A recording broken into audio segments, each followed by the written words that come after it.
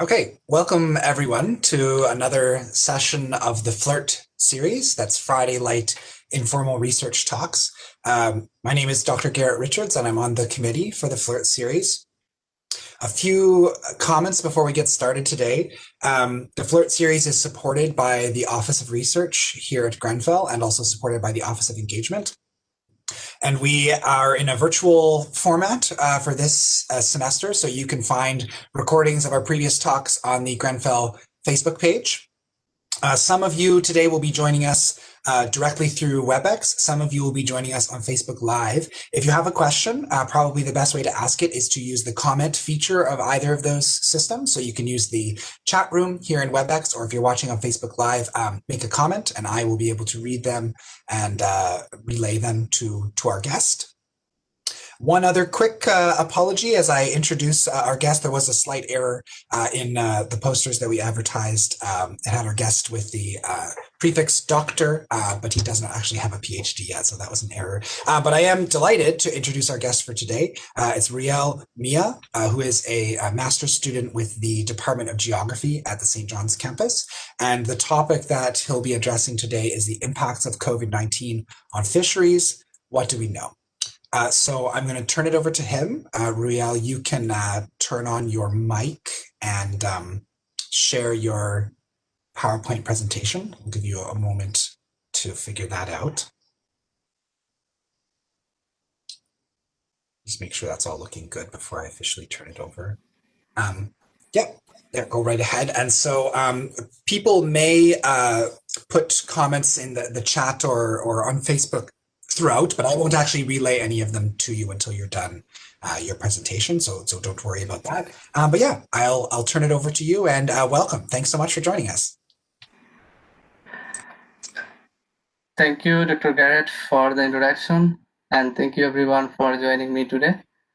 Again, my name is Ruyel Miah, and I'm a master's student in the Department of Geography at Memorial University of Newfoundland St. John's campus, funded by Ocean Frontier Institute Module I, under the supervision of Dr. Ratana Chuenpakdi, Dr. Gabriela Shabao, and Dr. Mahmudul Islam. So here's the outline of my presentation for today. First, I will provide an overview of the research for my master's degree at Memorial University of Newfoundland. So my research is about access to markets for small-scale fisheries. So I will provide a bit of insight into the seafood trade, its connection to small-scale fisheries, and the importance of the study. I will speak about the research question that guides this research, and I will also talk about the method that I followed to conduct this study, and what are the form and process of data that I collected for this study, and how did I analyze my data. I will start my results section with the negative impacts of COVID-19 on fisheries and the seafood supply chains, and who are the most vulnerable groups to this pandemic, in what ways.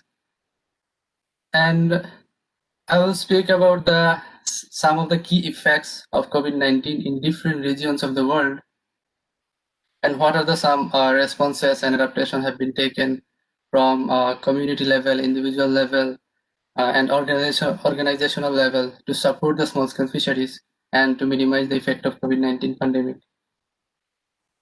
And what are some suggestions and recommendations provided by different organizations? I will speak about them.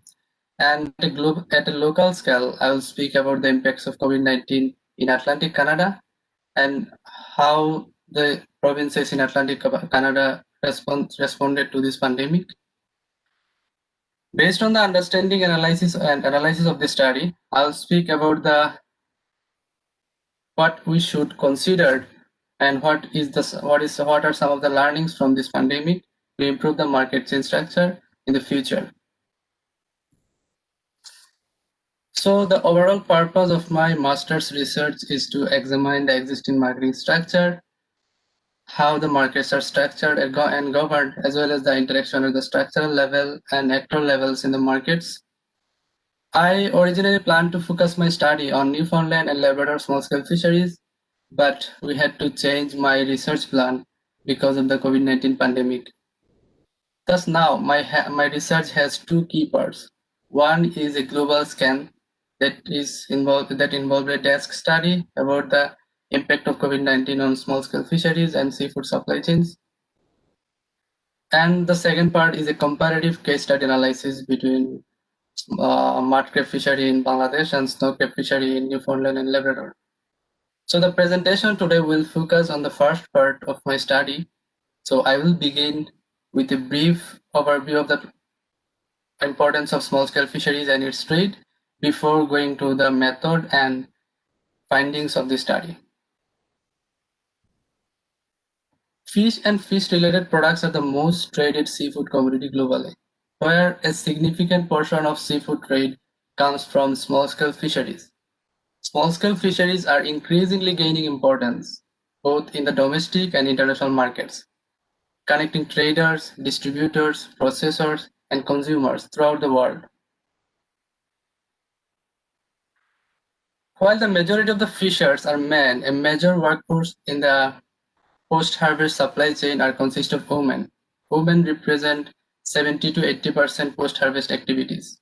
In Asia and Africa, women represent 60% seafood traders and retailers. The United Nations Sustainable Development Goals recognizes the importance of small-scale fisheries by including in Sustainable Development Goal 14 in Target 14B, which speaks directly about the access of small-scale fisheries and artisanal fishers to markets and marine resources. The recent outbreak of COVID-19 has affected small-scale fisheries and their access to markets, and to a lesser extent, access to resources. Concerns have been raised about how the pandemic may impact the fish supply chains by changing consumer demands, restricting access to markets, and creating logistic problems related to transportation and border crossing.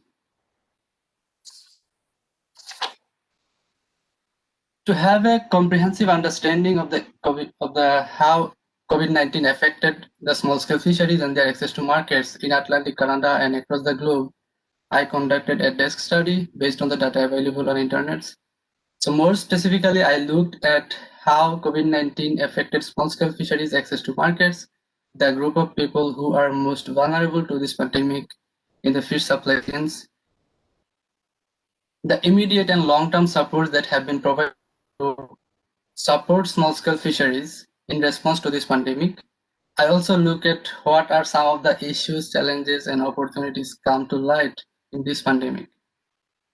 My study identifies the impact of COVID-19 on fisheries and the supply chains and where the bottlenecks may be.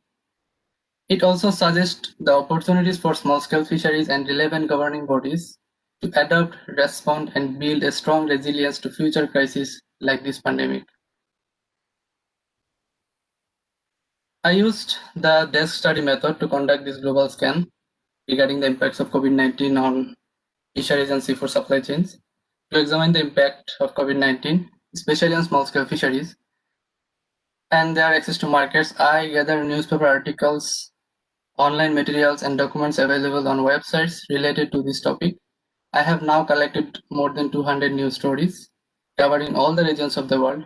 Of those in North America, 18 are about Canada and 11 are about Atlantic Canada, where 8 stories are specifically related to the Newfoundland and Labrador fisheries and the fish supply chain.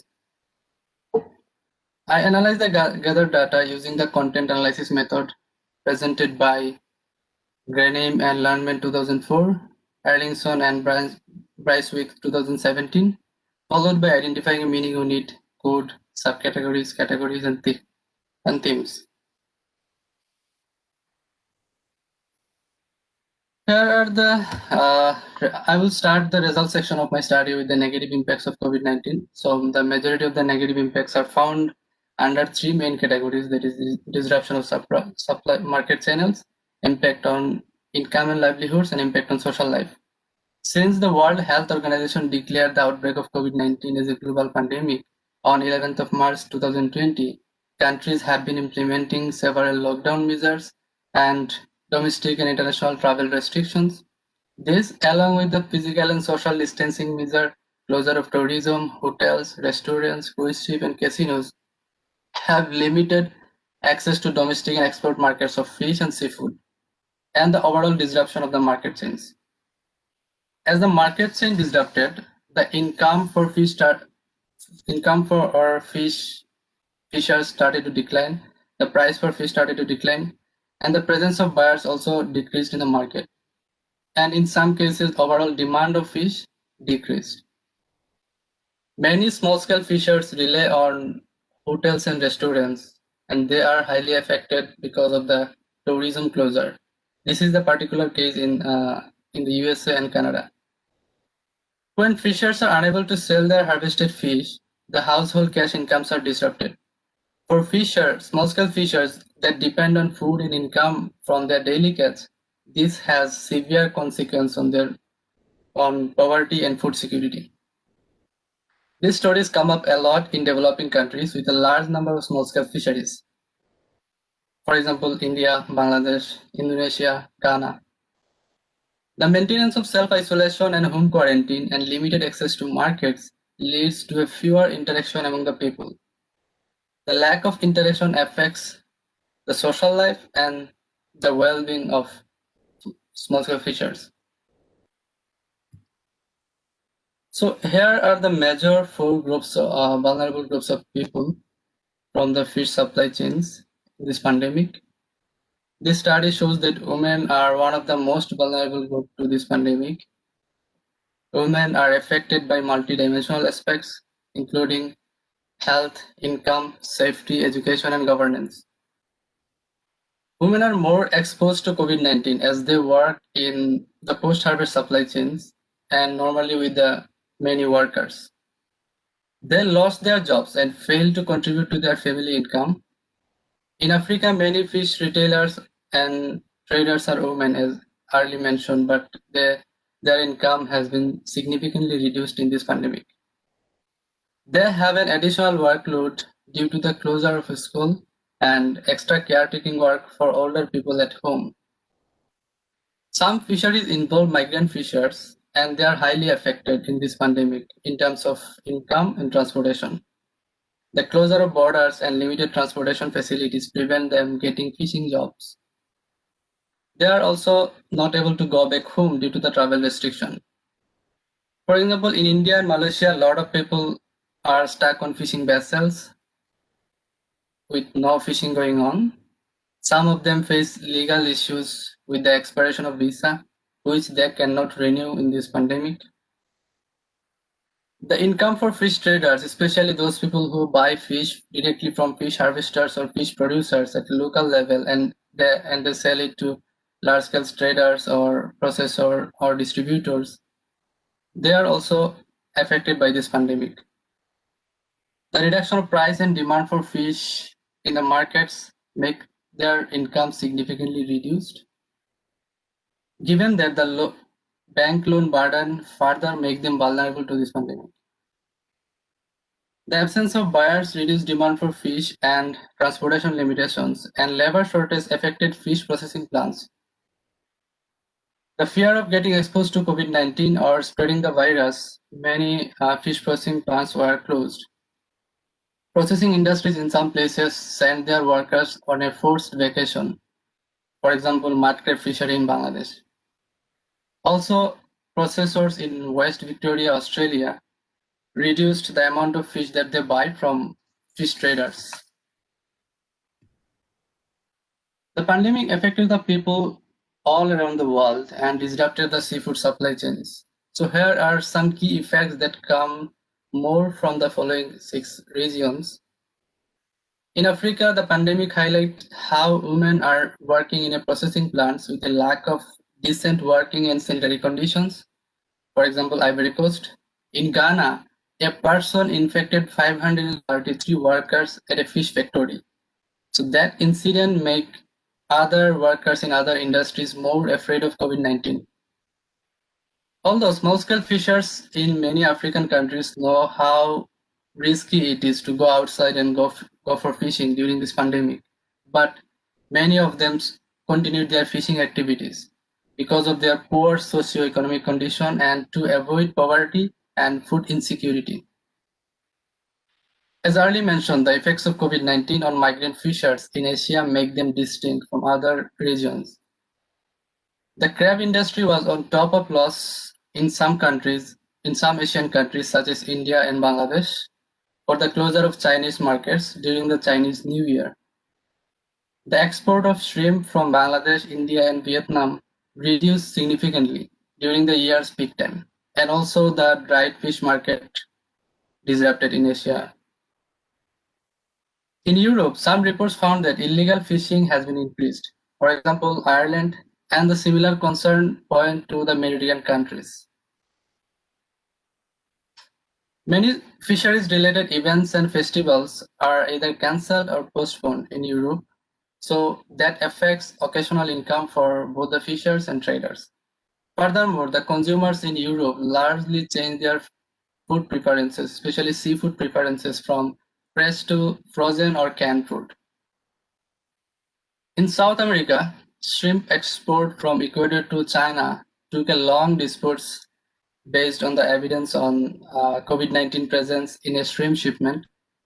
As a result, 3 companies' export to China has been suspended, and it affected both the processors and their workers. Besides, many conflicts occurs in South American countries, for example in Brazil, mostly due to the unequal distribution of government benefits. Some reports from Australia and Solomon Islands found that the processing industries reduced the amount of fish that they buy from fish harvesters due to the increase of production cost and reduced market demand.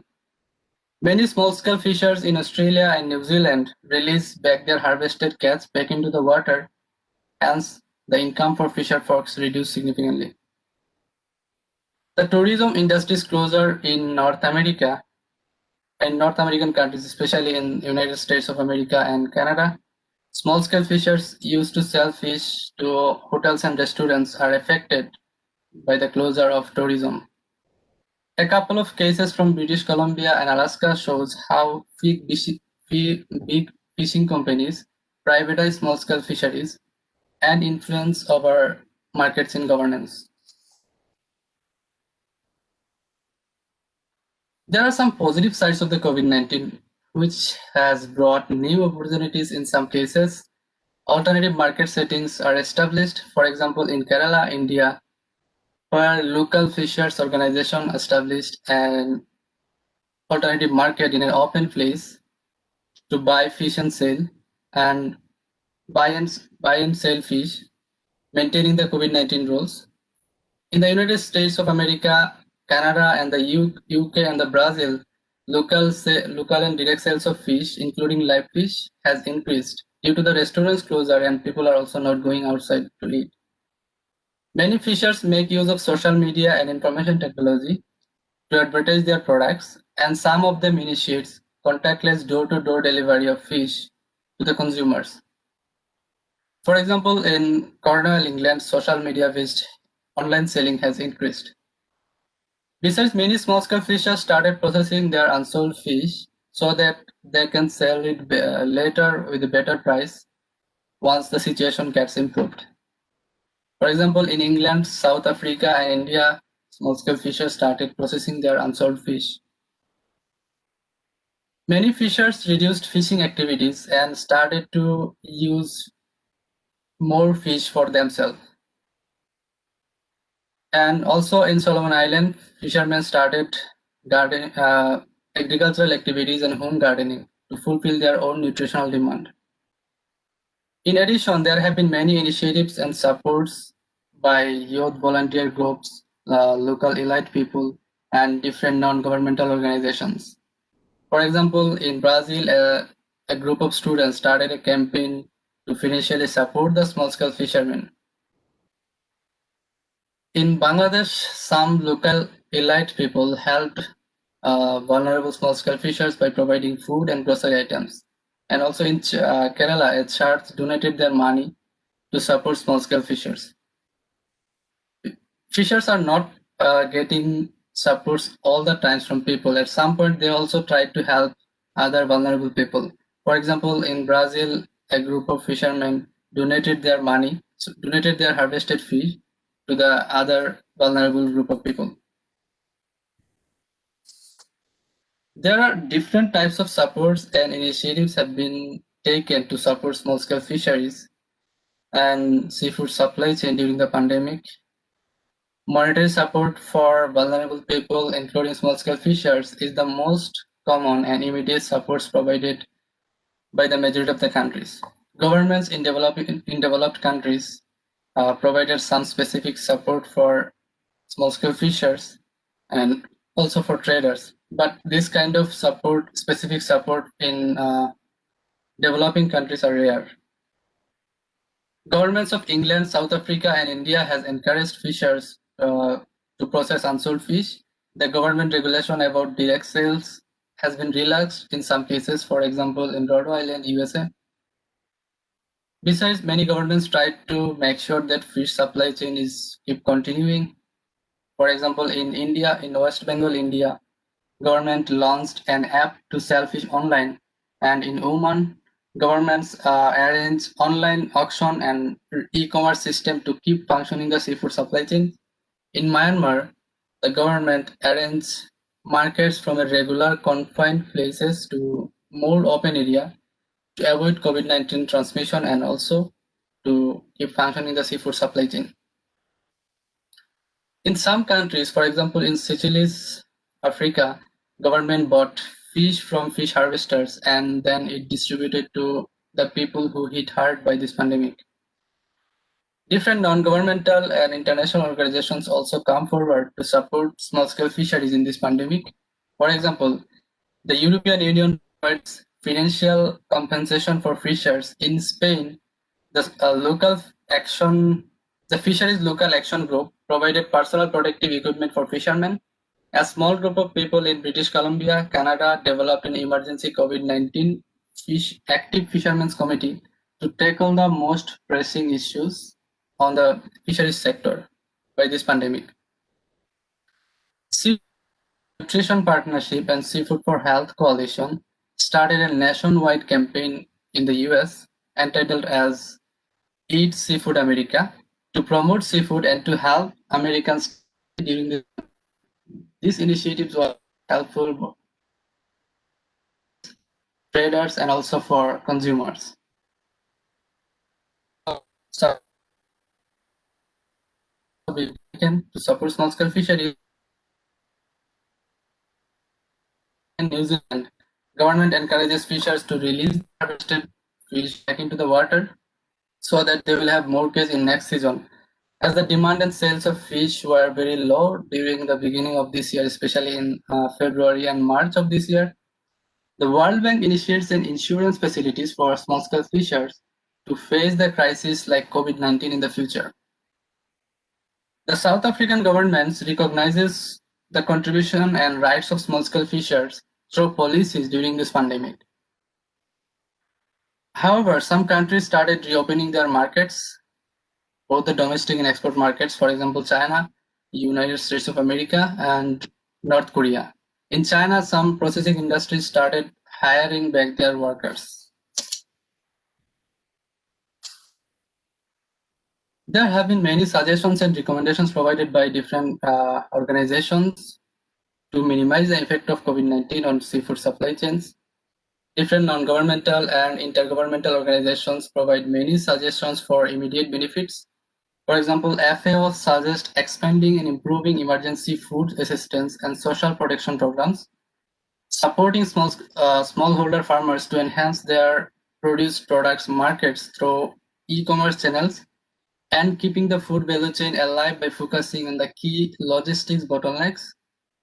It also suggests to verify and monitor which transportation routes are blocked, identify collection center closer to producers, allow local markets to remain open if possible, relocate markets to larger premises, online food delivery services from local providers, and avoid export-import restrictions. Okay, if I speak about the long-term benefits, which are mostly coming from the non-governmental organization, intergovernmental organizations, expert in seafood supply chain and academia, Many international and intergovernmental organizations such as FAO and United Nations leaders recommend countries to keep functioning the seafood supply chain for long-term benefits. FAO suggests countries to address the trade and tax policies to keep the global trade open, strengthen international market transparency and governance mechanisms, ensure that careful design of price control measures, extortion or violence, in particular against women, take gender issues in account, and also they suggested to engage the youth. Other suggestions by different seafood supply chain experts and academia include linking the fishing center to the community, promoting online door-to-door selling, and COVID-19 related decision making should include the participation of all the stakeholders of fish value chain. For example, fishers, fish traders, processors, and also women. So far, I have talked about the impact of COVID-19 on a global scale and what are the responses taken for global perspective.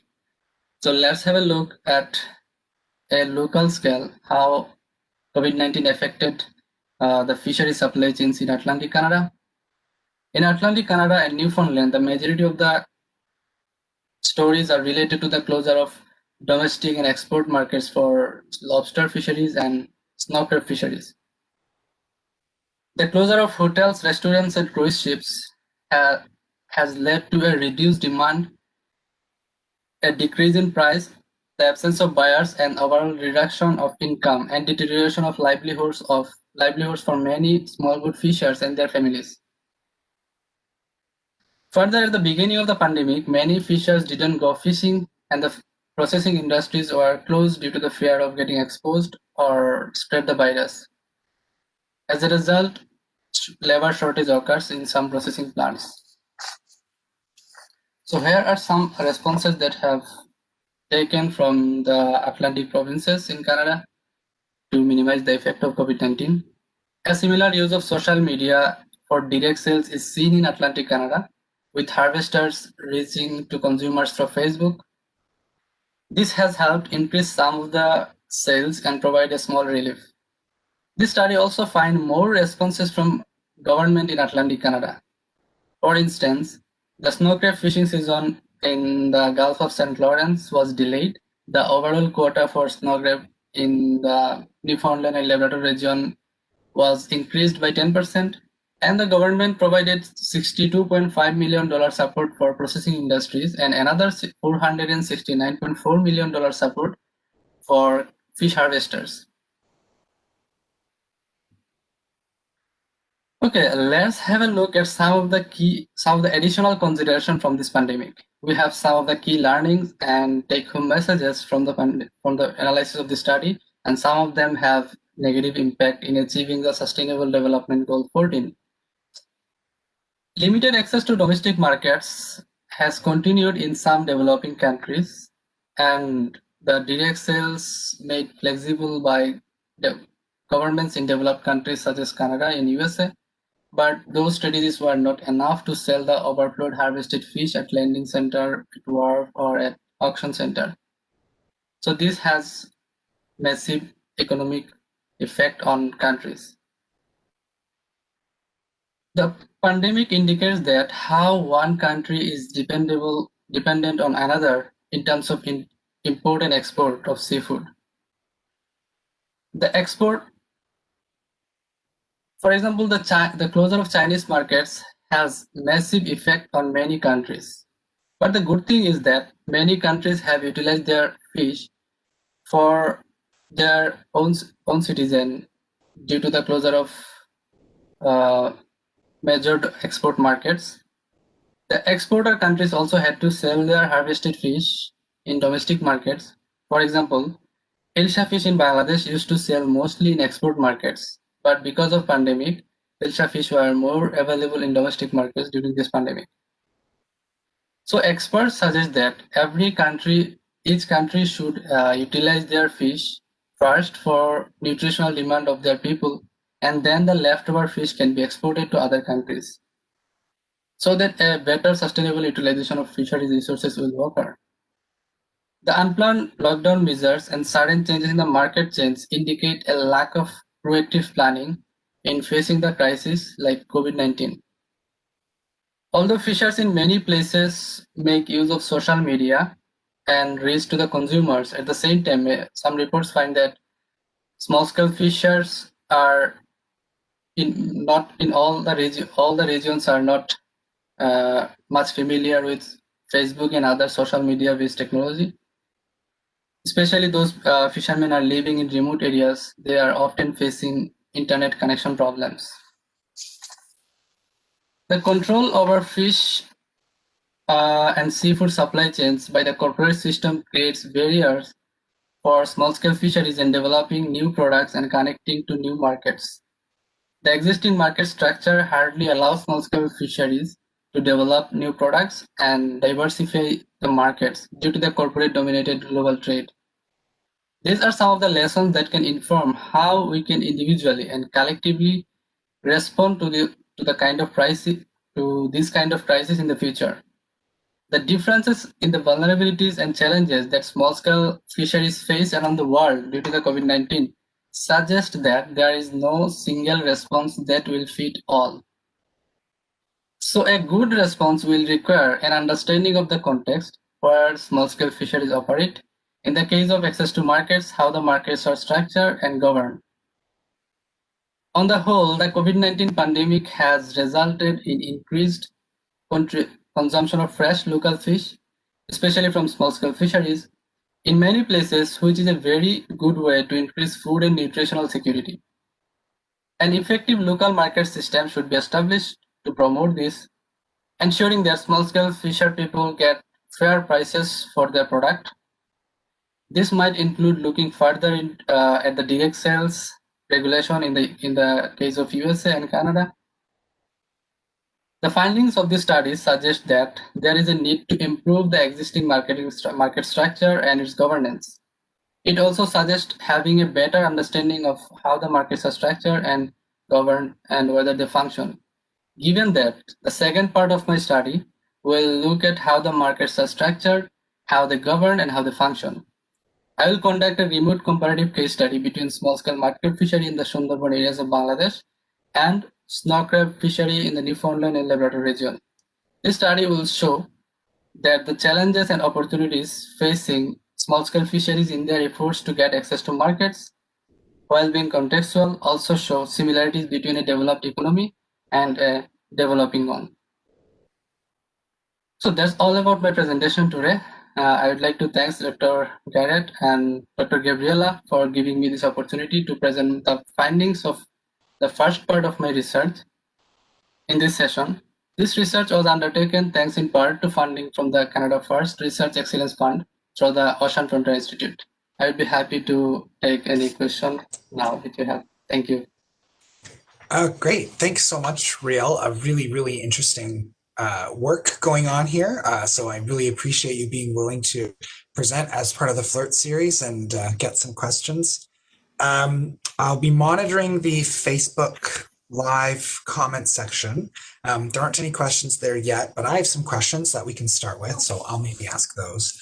So I think I'm going to start with my most general question, because I think when we do have grad students presenting, we should take advantage of that and have them speak from a student perspective and maybe give advice that'd be useful to other students. So my question is, I think you mentioned this a little bit at the very beginning of your presentation, but I get the sense that maybe the research that you set out to do, or maybe the research that you came here to do, was different than what you ended up doing. Because I mean, the pandemic was really only in full force in March, and you've already done quite a bit of work here. So I'm curious, what changes happened to your research plan? What did you originally intend to do? How did it change? And do you have any advice for students about how to manage that sort of thing?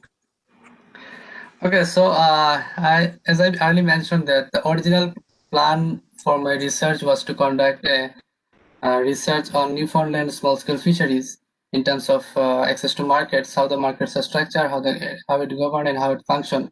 But because of pandemic, we had to change my research plan, and now my research has two key parts. One is about very timely suited COVID-19 pandemic, how it affected fisheries and seafood supply chains. and the second part is a comparative case study analysis.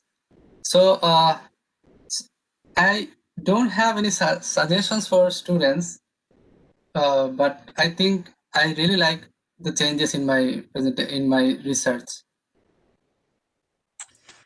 Great. I mean, I think it's very interesting that students often have to pivot or shift a little bit because of the pandemic.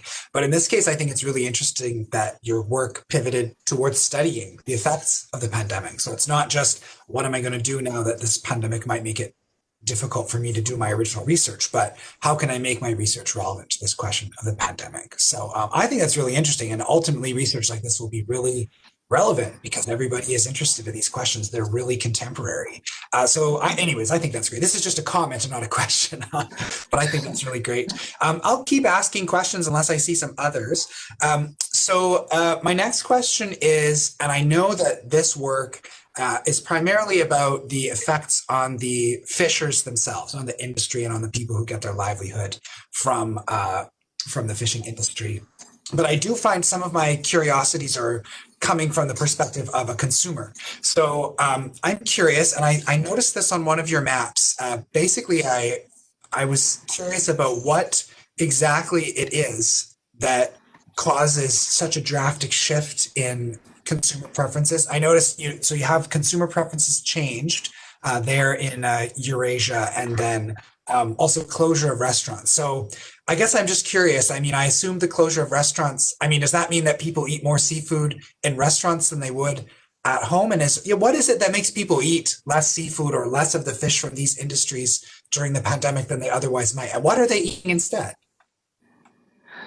Okay, so this is a really interesting question. I found that people are not going outside to eat food, and the restaurants are closed. Domestic and export markets are also closed. So as the fish are not much available in the markets, so people started to change their preferences from fresh fish to frozen or canned fish. So that's what I found like in my study. Okay, yeah, that's really interesting. And I guess my question then is, so you are focusing on small scale fisheries. And does that Yes. mean, yeah, I guess what that implies is that usually what small scale fisheries are harvesting and exporting is fresh fish, and that the canned and frozen fish tend to be produced by large scale fisheries, which might actually see an increase in demand from the pandemic. Yeah, also not only the demand for frozen or canned fish increased, but if you look at and somewhat I mentioned that fishers also increased selling fish directly to consumers through online, through social media. So this has helped them to shorten the food value chains, to shorten the supply chains, and this is not case for all the regions. Like the people in all around the world, they didn't change their food preferences. So at some point, like in Europe, more reports find that they change their preferences. But if I speak about developing countries, so they have good fresh fish for them, and also the short value chain, shorter supply chain helps small scale fishers to sell their harvested catch. Like as I mentioned that majority of the global trade dominated by corporate system and also industrial fisheries. So that was helpful for small scale fisheries at some point. But in overall, if we think the disruption of supply chains and demand disruption has really affected them.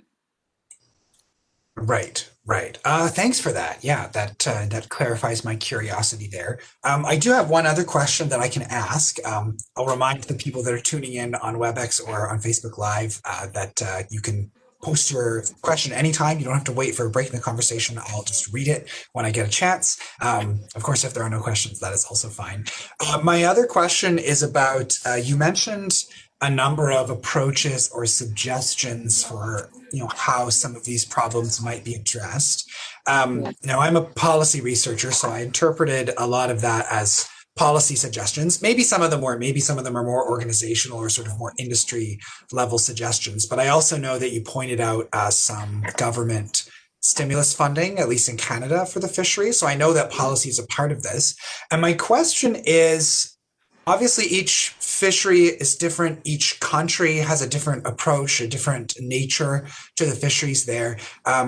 I'm curious if any of the approaches to this problem could be more international in scale. Are there international organizations or maybe UN agencies that are capable of doing anything about this problem broadly, or is it more sort of a case by case approach that has to be taken?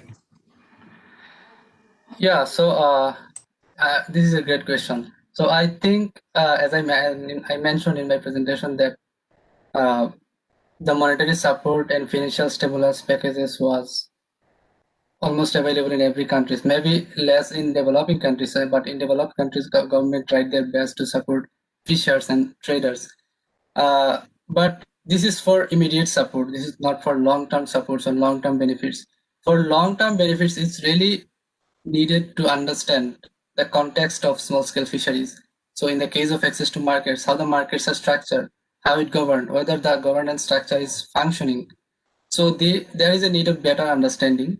And then for this, I think international organization, non-governmental organization can come forward and emphasize this. And there is a need for something like shortening food supply chains and global corporate dominated trade should not be there, especially for small scale fisheries. And also at one point I mentioned that if every country should utilize their fish for nutritional demand at the local level first, at the national level first, then if they have leftover fish, then they can transport it to or export to other countries. Because dependency on one country to another for in terms of export and import, we have seen that, especially for closure of Chinese market, how many countries affected because of their market closure. So it's better to have more domestic markets, more local markets open. Thank you. Great, great. Yeah, really, really interesting again. So I will ask one other question that I thought of while you were saying that, and it might tie some of my other questions together. And if there aren't any questions from the audience after that, I think it's okay for us to end a little bit early.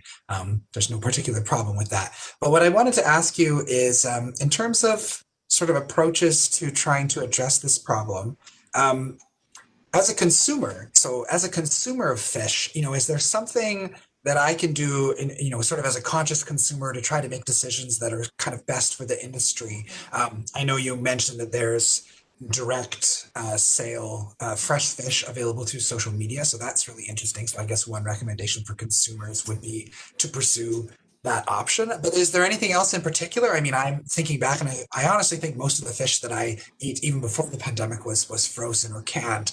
But yeah, what can consumers do if they want to sort of consciously be aware of the problem and try to help?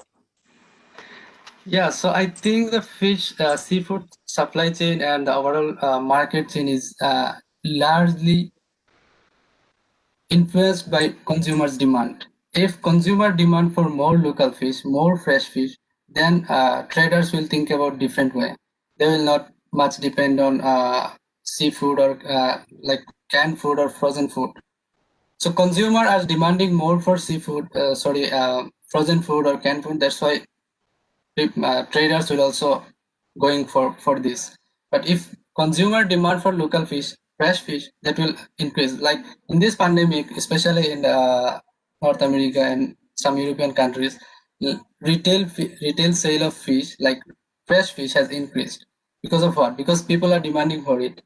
Consumer are demanding for it. So I think consumer has a big role to play in increasing the fresh local fish selling, or like helping small scale fishers. This will be really helpful and great for small scale fisheries, and better, of course, better utilization of fisheries resources.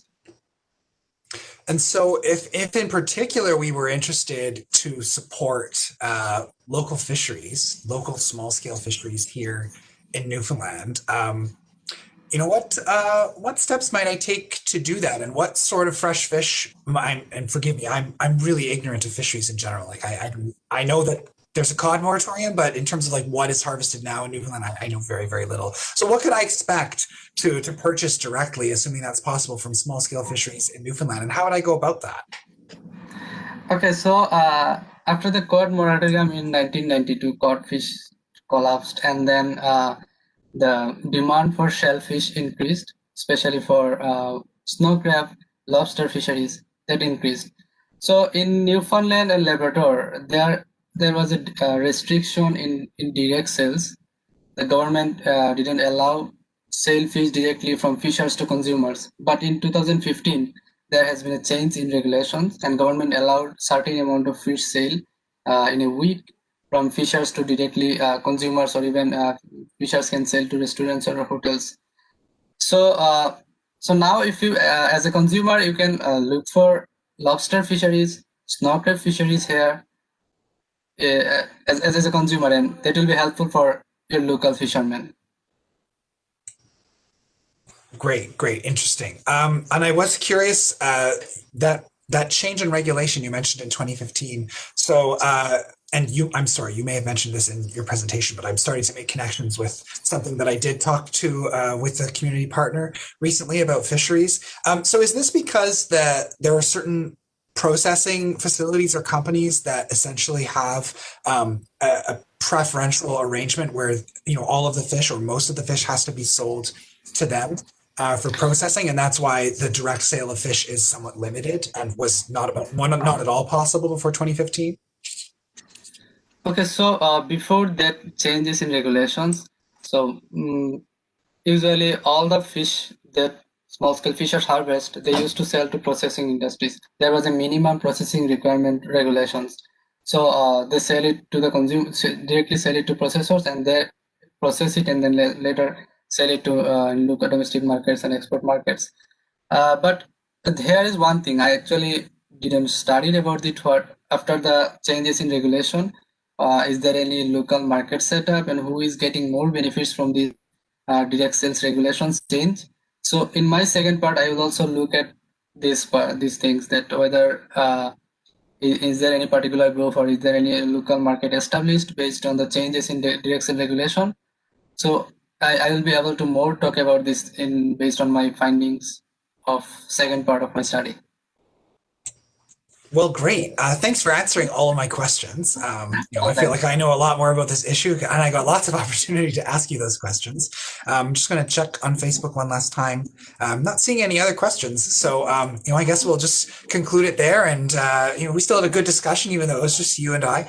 And the recording will be online at the Grenfell Facebook page, so there might be additional questions or comments later that you can perhaps see and respond to or incorporate as feedback. So thanks so much for joining us today, Ruyel, and thanks everyone else for coming to watch this session of FLIRT. If you are interested and you're not already on our email list of regulars, please send me or Jennifer Buxton or Daniel Nadolny an email and ask to be put on that list, and we'll tell you each week what's going on with FLIRT and send you a specific email.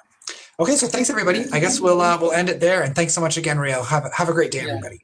Thank you, everyone. Thank you, Dr. Garrett, for this opportunity. Bye-bye.